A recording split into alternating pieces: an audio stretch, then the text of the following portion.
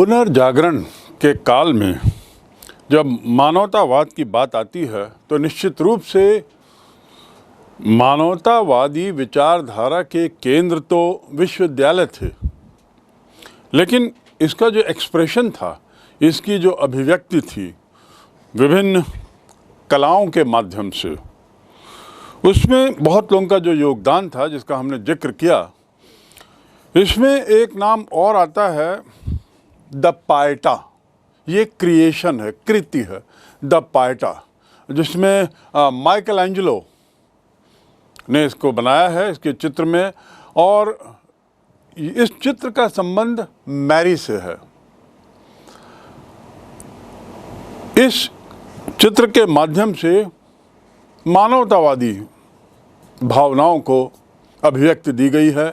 इसके साथ ही कोपरनिकस, जिसका जिक्र मैंने किया था, कोपरनिकस संबंधी क्रांति के संबंध में, कोपरनिकस ने अपने स्वयं का आत्मचित्र बनाया। आत्मचित्र ईसा के शरीर को धारण करते हुए अपने में। मायने क्या इसके अर्थ कि अंदर ही ईश्वर है, हमारे अंदर ही ईश्वर है।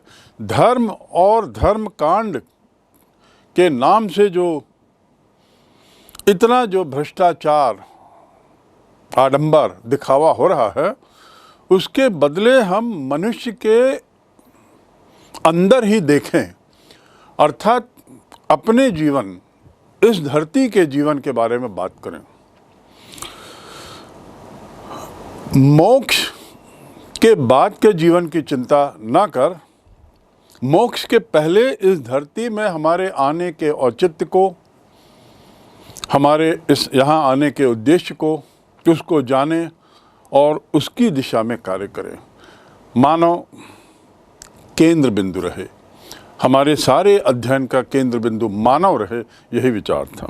एक और बात जो इस काल में आती है, जिसे यथार्थवाद कहा जाता है, अंग्रेजी में रियलिज्म, यथार्थता का चित्रण। इस मानवतावादी विचारधारा के तहत यथार्थता का चित्रण बहुत अहम बिंदु था, और विश्वविद्यालयों में रियलिज्म पर भी काफ़ी अध्ययन किया जाने लगा उस काल में। और जो अधिकतर कलम जो धार्मिक पुस्तकों के लिए चलती थी, उससे हटकर अब लोगों ने मानव पर प्रश्न उठाते हुए, मानव के अस्तित्व पर, उसके निर्वाह पर, उसके जीवन यापन पर बहुत सारे सवाल और इसके निराकरण निकालने के प्रयास किए। अरबियों के योगदान की जब बात होती है तो हम तो इतना जानते हैं कि मध्यकाल में जब धर्म का बोलबाला था तो मठ में, गिरजाघरों में रोमन और यूनानी विद्वानों की कृतियों से वहाँ की दीवारें पटी हुई रहती थीं। इन लोगों ने कभी इसका प्रचार प्रसार नहीं किया था, और प्रचार प्रसार का जरिया भी उस समय नहीं था, जो कि बाद के काल में, पुनर्जागरण के काल में प्रिंटिंग प्रेस के माध्यम से, छापे खाने के माध्यम से जो जरिया उपलब्ध हुआ, वो जरिया नहीं था। तो उस काल के जो भी निर्माण थे, जो भी कृतियाँ थीं, वो जस की तस दबी रह गईं। जब 14वीं शताब्दी आती है तो कई विद्वानों ने प्लेटो और अरस्तु के ग्रंथों का जब अनुवाद किया, उसको पढ़ना शुरू किया, तो बहुत उनके ऋणी हुए। ये ऋणी ही नहीं हुए, बल्कि अरब अनुवादकों के प्रति बहुत ज़्यादा कृतज्ञ हुए, क्योंकि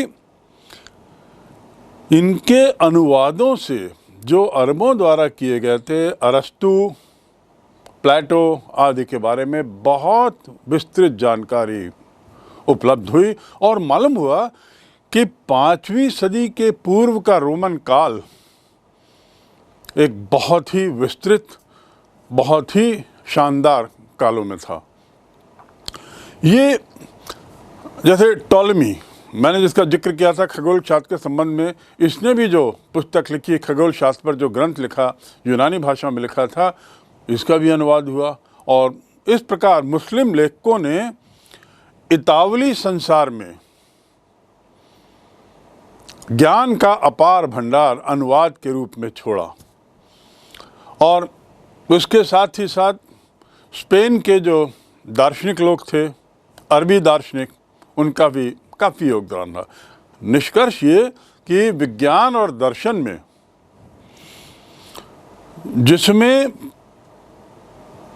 प्रश्न पूछे जाने लगे, जिसमें तर्क किया जाने लगा, ऐसे विषयों में विस्तार का पूरा श्रेय इन अरबियों को जाता है।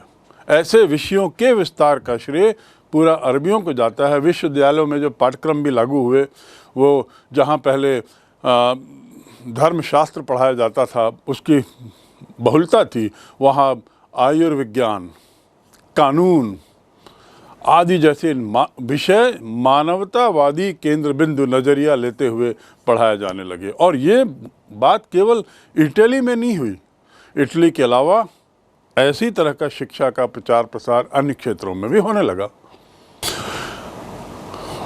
वास्तुकला ने इस दौर में काफ़ी परिवर्तन देखे, काफ़ी नए नए प्रयोग देखे। और इसकी शुरुआत यदि करें वास्तुकला की बात की, तो ये जानना जरूरी होगा कि 1417 से पोप जो हैं वो राजनीतिक दृष्टि से बहुत शक्तिशाली बन गए, बहुत ज़्यादा शक्तिशाली बन गए थे। और 1368 से जब दो तरह के पोप हुए, तो पोप के निर्वाचन से जो दुर्बलता हुई थी, दो तरह के पोप होने से वो समाप्त हुई थी। और रोम के इतिहास के अध्ययन को इन लोगों ने सतत रूप से प्रोत्साहित किया, रोम के पुराने इतिहास को, उस इतिहास को जो अंधकार युग के पूर्व का था। एक तरीके से कहा जाए तो रोमन साम्राज्यकालीन यानी 5वीं शताब्दी के पूर्व का जो रोम था, उसकी जो गरिमा थी, वास्तुकला में जो उसकी शैलियाँ वहाँ पे जिनका शैलियाँ जो लागू की गई थी, उन शैलियों का पुनरुद्धार हुआ, वे शैलियाँ वापस आईं और अब एक तरीके से ये शास्त्रीय शैली बन गई। शास्त्रीय का अर्थ क्लासिकल स्टाइल। क्लासिकल इसलिए क्योंकि ये पुरानी शैली थी और उन पुरानी शैलियों को वापस लाया गया, जिसके लिए मैंने पुनरुद्धार शब्द का उपयोग किया है। अभिजात वर्ग जो थे, अमीर लोग जो थे, उन्होंने आर्किटेक्ट को भवन बनाने के लिए नियुक्त किया, जिसका जिक्र मैं कर चुका हूँ। और बहुत सारी इसमें दीवारों में हम देखते हैं अनेक तरह के प्रयोग इस काल में हुए। माइकल एंजेलो की मूर्तियाँ अत्यधिक प्रसिद्ध हैं और फ्लोरेंस के भव्य गुंबद का जो प्रतिरूप है, फ्लोरेंस के भव्य गुंबद का जो प्रतिरूप बनाया, जिस व्यक्ति ने उसे ब्रूनेलेशी कहते हैं, फिलिपो ब्रूनेलेशी, उसने अपना पेशा एक मूर्तिकार के रूप में पेश किया, अब कलाकार के रूप में सामने आए। और मैंने ये पहले भी बताया कि अब जो इस काल में हम देखते हैं कि कलाएं आदि व्यक्ति के नाम से जाने लगी, श्रेणी के नाम से नहीं। इन कलाकारों ने जो पुरानी शैलियों को जो पुनर्जीवित किया, पुरानी शैलियों को जो लाया और जो क्लासिकल कहलाई, शास्त्रीय शैली कहलाई, उसका तात्पर्य क्या है, शास्त्रीय शैली से हमारा आशय क्या है। जब ये उत्खनन किया गया तो एक नयापन इन लोगों को इनकी कलाओं में दिखाई दिया। क्योंकि नयापन इसलिए कि रोम साम्राज्य के पतन के बाद लगभग 1000 वर्ष तक ये परंपराएं, पुरानी जो प्रथाएं थीं, ये दबी रहीं। और 1000 वर्ष बहुत लंबा काल होता है किसी एक सभ्यता को पूरी तरह विस्मृत कर देने के लिए, और हुआ यही था। अब जब वो उत्खनन प्रारंभ हुआ, अरबियों के प्रयास से, अनुवादों से लोगों को नई नई जानकारियाँ रोमन सभ्यता के बारे में मिली, तो नई शैली सामने आई। ये शैली वास्तव में रोमन साम्राज्य के काल की शैली का ही एक रूप थी, जिसे हम शास्त्रीय शैली कह सकते हैं। इसकी जो विशेषता थी, इसकी सबसे बड़ी विशेषता ये थी कि इसमें शास्त्रीय शैली में रोम में भवनों का निर्माण होता था। जो भवन के निर्माण होते थे वे उस शैली में होते थे। दूसरा, अभिजात वर्ग या धनिक वर्ग जिससे मैंने बात की, ये लोग वास्तुविदों को नियुक्त करने लगे निर्माण के लिए, भवन निर्माण के लिए इनकी सेवा लेने लगे, और ये वे व्यक्ति थे जो वास्तव में इन शैलियों का गहन अध्ययन किए हुए थे। तीसरी विशेषता थी कि शिल्पकार, मूर्तिकार और चित्रकार आदि, इन्होंने दीवालों में काफ़ी कलाएं उकेरी, यानी क्लासिकल शैली में इनका भरपूर उपयोग हुआ। मैंने सिस्टाइन चैपल का जिक्र किया है, ये चौथी विशेषता है जो, और इसके साथ ही इस चैपल के भीतर की छत पर द पाइटा नामक प्रतिमा और सेंट पीटर चर्च के गुंबद की डिज़ाइन माइकल एंजेलो का। ब्रूने शैली का भी जिक्र पूर्व में हो चुका है। ये अगली विशेषता जिसे हम कह सकते हैं कि भव्य गुंबद बनाने की परंपरा एक प्रारंभ हुई, भव्य गुंबद बनाने की। इसी काल में एक और महत्वपूर्ण बदलाव आया, और वो था जिसका पहले फिर बारंबार जिक्र हो चुका है, कलाकार के नाम से कला को जानना। कलाकार की पहचान उसके नाम से होने लगी, न कि गिल्ड के माध्यम से। चित्रकारों के लिए नमूने तैयार किए गए, और मूर्तिकार, चित्रकार, कलाकार, ये लोग चूंकि यथार्थवादी थे, इन्होंने यथार्थ चित्रण पेश करने की कोशिश की। अब उन्हें मालूम हो गया था कि रेखा गणित के ज्ञान से चित्रकार अपने दृश्य को ठीक तरीके से समझ सकता है, और प्रकाश का जो बदलते गुण है, प्रकाश, लाइट, उसके बदलते गुणों का इतना गहन अध्ययन किया था कि उसके चित्रों में एक तरीके से जिसको हम आज कहते हैं 3 डायमेंशनल ऐसा रूप दिखने लगा था, त्रिआयामी। तो त्रिआयामी कलाकृतियाँ उस काल में हम देखते हैं, और इसका काफ़ी कुछ श्रेय इन कलाकारों को जाता है जिनका जिक्र पूर्व में कर चुके हैं। पेंटिंग, जिसे तैल चित्र भी कहें या लेप चित्र भी कहें, ये बड़े, अगली विशेषता की यदि बात करूं तो ये बड़े चटक रंग के होते थे, गाढ़े रंग के होते थे, और इसमें हम फारसी चित्रकला का कुछ फारसी चित्रकला की छाप, उसका प्रभाव दिखाई देता है। और ये फारसी कला का प्रभाव कहाँ से आया होगा? संभावना है कि मंगोलों से, जिन्होंने इस एक काल में, चंगेज़ खान, तैमूर लंग आदि के काल में इस पूरे क्षेत्र को अपने कब्जे में कर रखा था, और उसका प्रभाव, और उसके बाद इन्होंने जो प्रभाव छोड़ा, उसका असर इटली की चित्रकला आदि में दिखाई पड़ता है। और इससे इटली की जो चित्रकला है उसको एक तरीके से नया रूप मिला।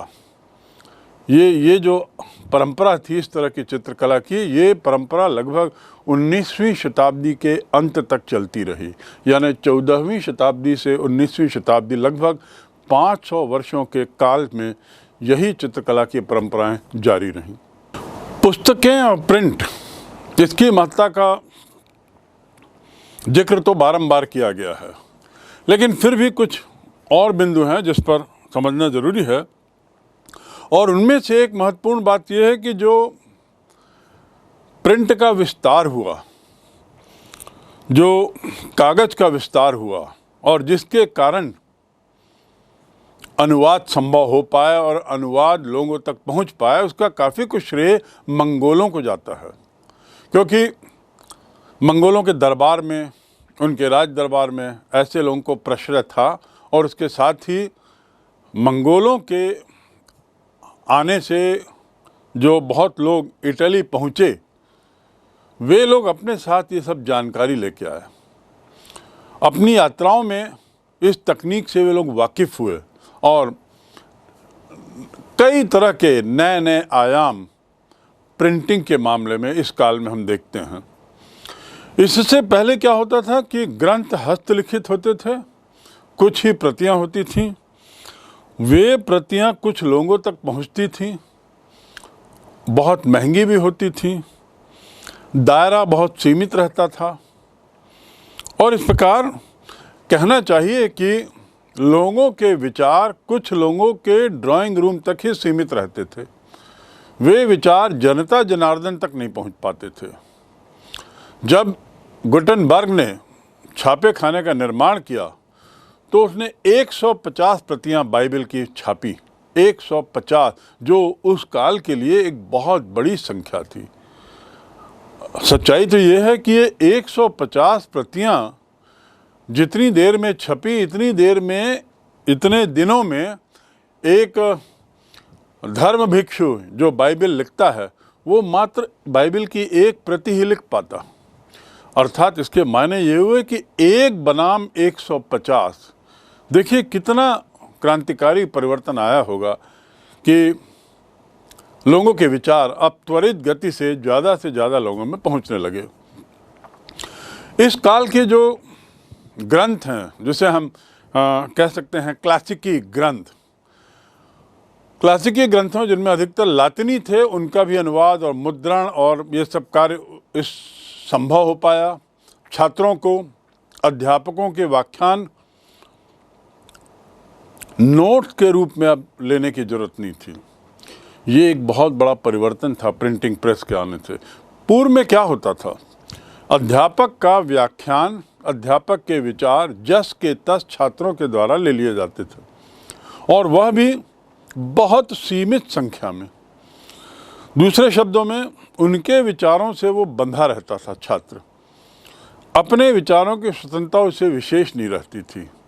अब जब ये व्याख्यान नोट बनने की निर्भरता समाप्त हुई तो नए नए विचारों का प्रस्फुटन हुआ, नए नए विचार सामने आए। अब विचार मत एवं जानकारी पहले की अपेक्षा से तेज़ी से बढ़ने लगी। ये एक बहुत बड़ा परिवर्तन प्रिंट मीडिया के आने से हुआ। नए विचारों को बढ़ावा देने के लिए एक मुद्रित पुस्तक कई सौ पाठकों तक तुरंत पहुंचाई जा सकती थी। तो इस प्रकार एक नया विचार, एक नया बिंदु, एक नई सोच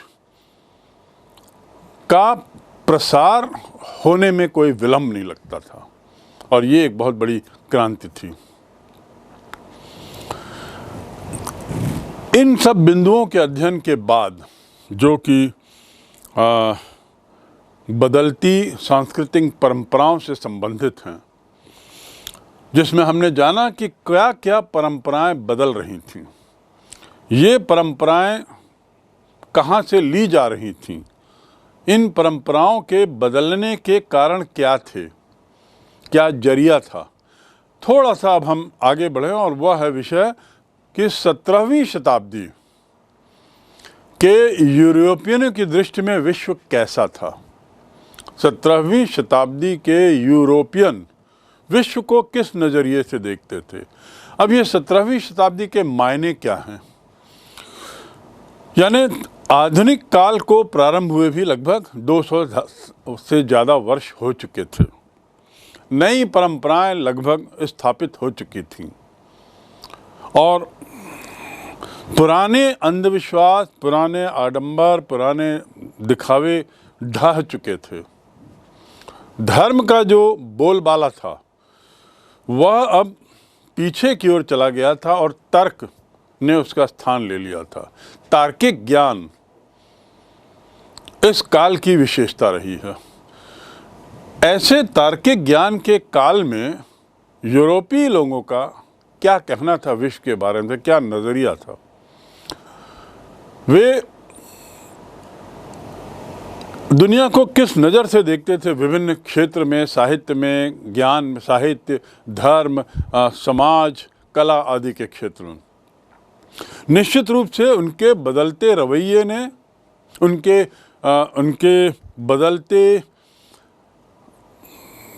बदलती परंपराओं ने उन्हें निश्चित रूप से प्रभावित किया होगा विश्व को नए नज़रिए से देखने के लिए। और तो हम थोड़ा उन बिंदुओं को देखें कि उनके लिए विश्व के अब क्या मायने थे।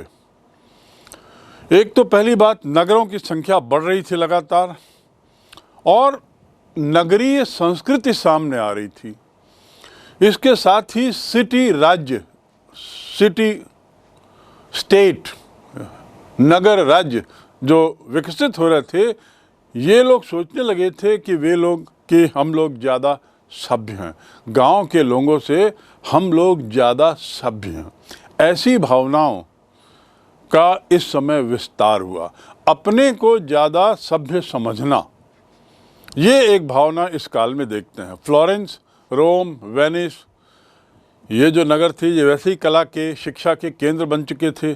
तो यहाँ के लोगों की सोच इस प्रकार हो गई कि शहर के लोग, शहरी जीवन में रहने वाले लोग ज़्यादा सभ्य होते हैं। दूसरा जो नज़रिया उनका था विश्व के प्रति, वो था कि नए नए वैज्ञानिक आविष्कार और जो भौगोलिक खोजें हुई इस काल में, जिसमें Columbus, Vasco D gamma, Magellan, ये सब की चर्चा हुई है, संपूर्ण विश्व में लोगों के जीवन यापन, रहन सहन, वाणिज्य, कला के क्षेत्र में बहुत विकास हो रहा है। इस काल के यूरोपियनों का ऐसा मानना था कि जितने ये अन्वेषण हो रहे हैं, जितनी खोजें हो रही हैं, जितनी भौगोलिक यात्राएं हो रही हैं, इसके परिप्रेक्ष्य, जितनी वैज्ञानिक सोच बढ़ रही है, उसके परिप्रेक्ष्य में जितनी कलाएं हैं, साहित्य है, उसका भी बहुत विकास हो रहा है। तो उनकी नज़र में ये इस क्षेत्रों में भी विश्व में विकास का काल रहा। तीसरी विशेषता या तीसरा नज़रिया, तीसरा मुद्दा वह था विज्ञान का, जिसमें उनका मानना था कि इस काल में विज्ञान में भी पर्याप्त प्रगति हुई है। इस काल ने विज्ञान में नई सोच देखी है और नए नए सिद्धांतों का प्रतिपादन किया है। इन सब के परिणाम स्वरूप क्या हुआ कि नवीन आविष्कार जो हुए, उन नवीन आविष्कारों के फलस्वरूप दुनिया बदलती नजर आई। कोपरनिकस ने जो क्रांतिकारी विचार रखा था कि पृथ्वी सूर्य के चारों ओर घूमती है, या दूसरे शब्दों में सूर्य जो है वह इस पूरे ब्रह्मांड का केंद्र है, पृथ्वी नहीं, और पृथ्वी के सूर्य के चारों ओर घूमने से दिन और रात होता है, ये एक बहुत बड़ा क्रांतिकारी परिवर्तन था। इस सोच से के साथ केपलर का भी सिद्धांत सामने आया। केपलर ने कोपरनिकस के सिद्धांत को गणित के माध्यम से सही साबित करने की कोशिश की, सही साबित किया, क्योंकि कोपरनिकस के इस क्रांतिकारी विचार को तत्कालीन समाज में, विशेषकर धार्मिक वर्ग में, ठीक ढंग से नहीं लिया गया। लेकिन केपलर, उसने कोपरनिकस के सिद्धांत को गणितीय माध्यम से सही साबित किया। इसी प्रकार इस समय हम देखते हैं चिकित्सा शास्त्र, रसायन शास्त्र, भौतिक शास्त्र, इसमें भी काफ़ी प्रगति हुई, काफ़ी उन्नति हुई। और स्वाभाविक था, क्योंकि ये तार्किक विचारों का काल था। हर चीज़ में तर्क होता था, रीजनिंग होती थी। तो जहाँ पर रीजनिंग होती है वहाँ वैज्ञानिक सोच निश्चित रूप से बढ़ती है, और वैज्ञानिक सोच के घर्षण से नए नए विचार, नए नए सिद्धांत सामने आते हैं। शल्य चिकित्सा में भी आधुनिक शरीर विज्ञान का प्रारंभ हुआ, और जो व्यक्ति था जिसने इस विज्ञान में महारत हासिल की पहली बार, वेसेलियस, उसका नाम था वेसेलियस, जिसने गहन अध्ययन, शरीर के गहन अध्ययन के माध्यम से ये संभव किया कि बहुत से रोगों की चिकित्सा अब संभव होती दिखाई दी। गुटेनबर्ग के मुद्रण का आविष्कार का जिक्र हो चुका है, और इससे क्या हुआ, यूरोप के लोगों में जो विश्व के नज़रिए की बात हो रही है, तो उन्होंने देखा कि विश्व में सब तरफ अब ज्ञान और विचारों की स्वतंत्रता बढ़ती जा रही है। ज्ञान और विचारों की स्वतंत्रता बढ़ती जा रही है, और उसके बदले धार्मिक आडंबर और पाखंड, इससे लोगों का विश्वास कम हो चला है। यानी उनको दुनिया बदलती हुई दिख रही थी। अगला जो परिवर्तन यूरोप के लोगों ने महसूस किया दुनिया के परिप्रेक्ष्य में वो था कि भौगोलिक यात्राएं आदि जो हुई थी उससे नई नई खोजें सामने आ रही हैं, उनका ऐसा सोचना था। नव संचालन की तकनीक यानी समुद्र जहाज चलाने की तकनीक आदि से अब लोग लंबी यात्राओं पर निकलने लगे, लंबी जल यात्राएं संभव हुई, साहसी नाविक और ऐसे ऐसे राजा रानियां अब सामने आए जिन्होंने यात्रियों को प्रोत्साहित किया इन लंबी समुद्री यात्राओं में जाने के लिए। Columbus, Vasco D gamma, Magellan, इन्होंने संसार के नए नए देशों का पता लगाया, नए रास्तों का पता लगाया, नए नए समुद्री मार्ग खोजे। अफ्रीका, अमेरिका और भारत, यदि इनको देखा जाए तो इनके पहुंच मार्ग इसी काल में खोजे गए। और आप देखिए कि इसके बाद ही, इन यात्राओं के बाद ही एक तरीके से हम कहते हैं नए तरीके के साम्राज्यवाद का आना हुआ, जिसके तहत भारत अंग्रेज़ों का उपनिवेश बना। तो ये सब क्यों संभव हुआ? यूरोपियनों के द्वारा ऐसा उपनिवेश बनाना संभव इसलिए हुआ क्योंकि नई नई खोजें हुई, नज़रिया ही बदल गया। अगला बिंदु जो इस काल में यूरोपीय लोगों को महसूस हो रहा था वह था कि शायद यूरोप के इतिहास की अब बेहतर समझ हमें आने लगी है। यूरोप के इतिहास की समझ अब बेहतर होने लगी है। लोग अपने आधुनिक विश्व की तुलना यूरोप और रोम, इसकी सभ्यता से करने लगे। यूरोप और रोम पुरानी सभ्यताएं जो थीं, जिसका अब पुनरुद्धार एक तरीके से हो रहा था, उससे अब तुलनात्मक अध्ययन संभव हो गया था। और ये समझ आने लगी थी कि हम उस सभ्यता से कितने आगे, कितने पीछे हैं, और या हमें उस सभ्यता से क्या लेना है। अगला बिंदु इसी तारतम्य में कि शिक्षा का बहुत प्रचार प्रसार हुआ। विश्वविद्यालयों का तो आना हुआ ही, उसके बाद प्रिंटिंग प्रेस और मुद्रण प्रणाली में जो परिवर्तन आए उससे काफ़ी सुविधाएं हुई। और जब शिक्षा का प्रचार प्रसार होता है तो उसके बहुत सारे प्रभाव समाज पे पड़ते हैं। एक बहुत बड़ा प्रभाव जो इस काल में शिक्षा के परिणाम स्वरूप हुआ वो था कि दास प्रथा में थोड़ी कमी आई। दास कृषक कम हुए, व्यापारिक वर्ग बढ़ा, उसमें वृद्धि हुई, और शिक्षा का असर कुलीनता में पड़ता है।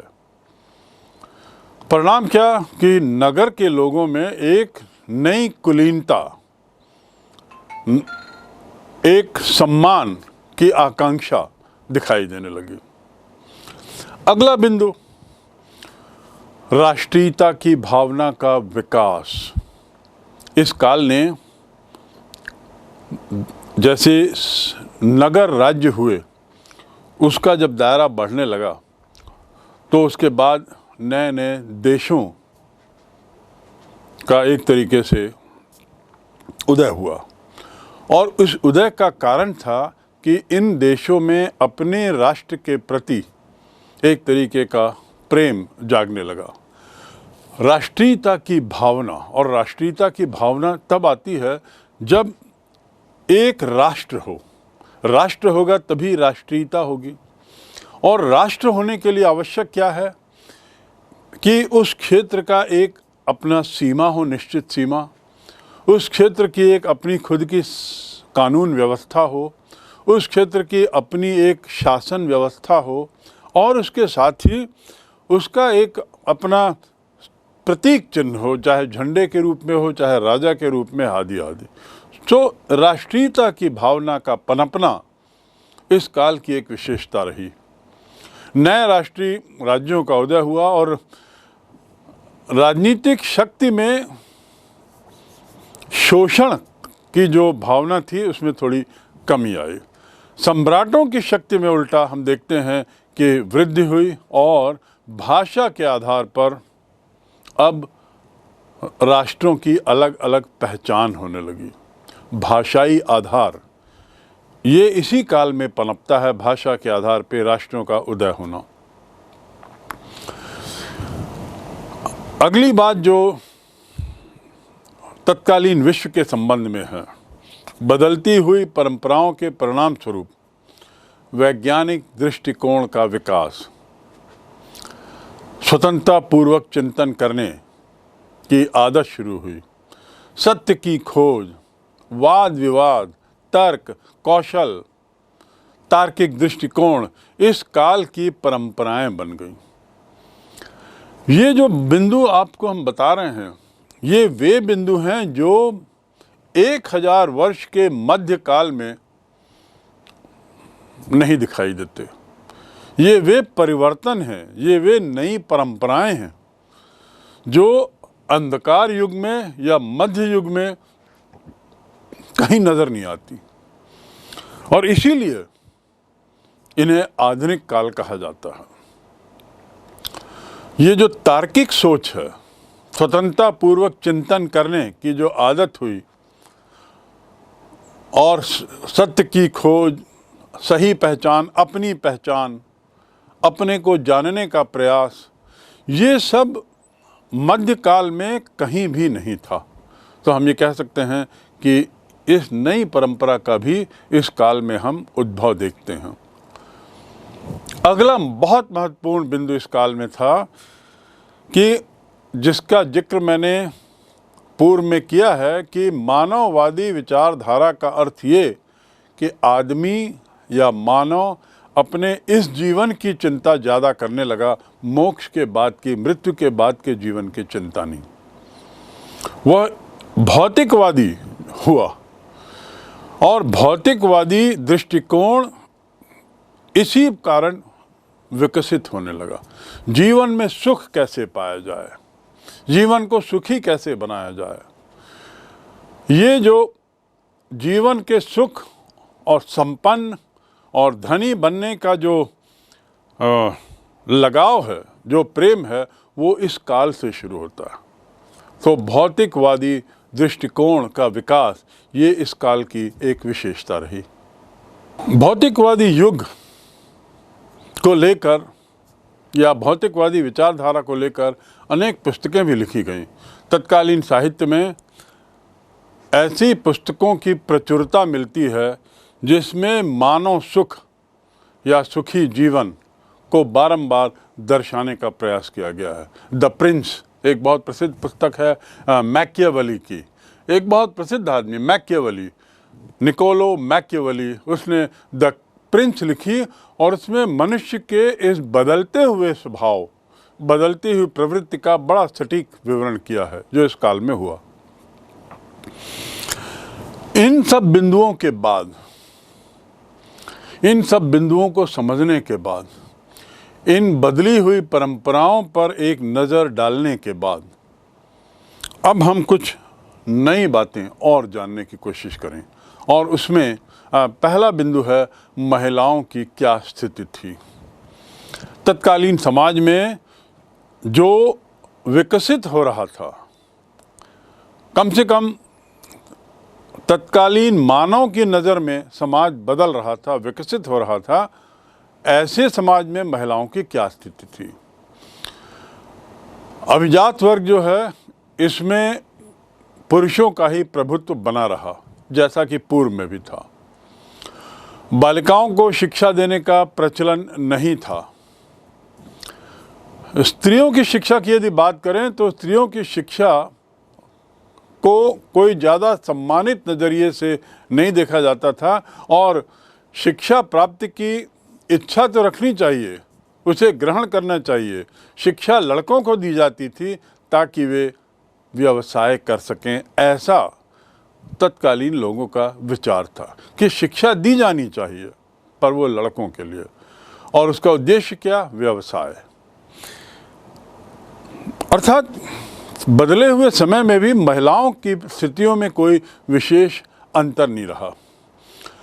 एक अच्छी महिला में अपेक्षित गुणों पर प्रकाश डालते हुए किसी ने लिखा है कि मेरे विचार से अपने तौर तरीके, व्यवहार, बातचीत के तरीके, भाव भंगिमा एवं छवि में एक महिला को पुरुष के समान नहीं होना चाहिए।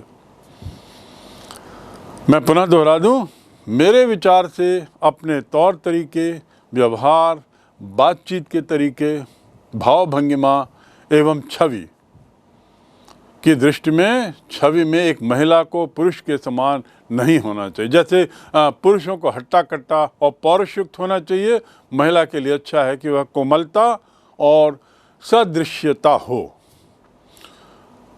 ये अंतर पुरुष और महिलाओं में इस काल में भी बना रहा। यद्यपि ये काल बदलती हुई परंपराओं का है, यद्यपि ये काल नए विकसित परंपराओं का है, लेकिन महिलाओं की स्थिति मोटा मोटा जस की तस रही। विवाह में दहेज तो दिया जाता था, पर वो दहेज देने के पीछे उद्देश्य होता था कि जो पुरुष है वह अपना कारोबार बढ़ा सके। यानी दहेज का सारा पैसा कारोबार के विस्तार के लिए महिला के नाम से नहीं है। पत्नी पति को कारोबार में किसी तरह की सलाह भी नहीं दे सकती थी, क्योंकि उसका स्थान निम्न ही रहा।